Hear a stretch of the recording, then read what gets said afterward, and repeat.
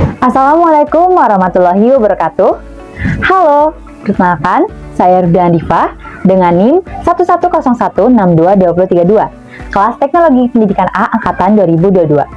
Saat ini saya masuki tahun ketiga sebagai mahasiswa Teknologi Pendidikan dan saya mengambil konsentrasi yaitu Teknologi Kinerja, di mana di dalamnya terdapat pembelajaran mengenai pengembangan sumber daya manusia.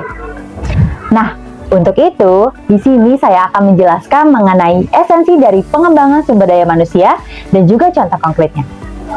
Yuk disimak. Tahukah kamu apa itu pengembangan sumber daya manusia? Pengembangan sumber daya manusia atau biasa kita sebut sebagai HRD adalah rangkaian kegiatan yang memberikan karyawan kesempatan untuk mempelajari keterampilan yang diperlukan melalui pelatihan, pengembangan organisasi, upaya pengembangan karir, guna mendorong peningkatan kinerja individu, kelompok, dan juga organisasi. Nah, pengembangan sumber daya manusia ini bertujuan untuk meningkatkan pengetahuan, keahlian, dan produktivitas karyawan yang pada akhirnya dapat meningkatkan kepuasan karyawan dan juga pelanggan, serta keuntungan organisasi. Pengembangan sumber daya manusia terdiri dari 4 komponen utama, yaitu ada pengembangan pribadi, pengembangan profesional, manajemen kinerja, dan pengembangan organisasi. Mari kita bahas satu persatu keempat komponen tersebut. Yang pertama adalah pengembangan pribadi. Pengembangan pribadi ada proses mengembangkan pengetahuan, keterampilan, dan sikap baru yang membantu seseorang bekerja lebih baik dalam pekerjaannya. Pengembangan ini bisa berasal dari pembelajaran formal seperti mengikuti kursus atau pelatihan dan pembelajaran informal seperti belajar dari pengalaman sehari-hari di tempat kerja. Dan yang kedua adalah pengembangan profesional.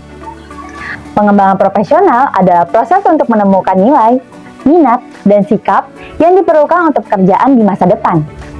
Ini membantu seseorang mempersiapkan diri untuk karir yang akan datang. Pengembangan profesional bisa dilakukan oleh individu sendiri atau organisasi tempat mereka bekerja. Selanjutnya, yang ketiga adalah manajemen kinerja.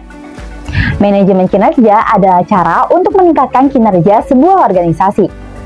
Tujuannya adalah memastikan bahwa orang yang tepat memiliki dukungan yang mereka butuhkan untuk melakukan pekerjaan mereka dengan baik dan juga efisien.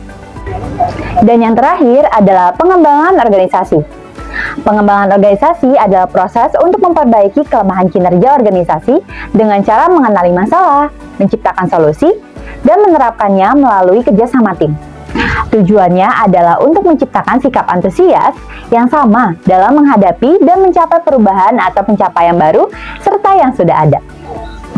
Nah, setelah kita mengetahui mengenai esensi dari pengembangan sumber daya manusia, selanjutnya saya akan memberikan satu contoh terkait pengembangan sumber daya manusia di PT Unilever Indonesia Tbk. PT Unilever Indonesia Tbk merupakan salah satu perusahaan yang terkenal dengan manajemen sumber dayanya yang mumpuni.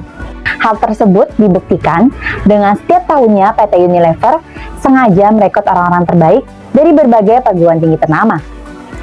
PT Unilever juga memiliki berbagai program bagi mahasiswa yang tertarik untuk meniti karir di Unilever.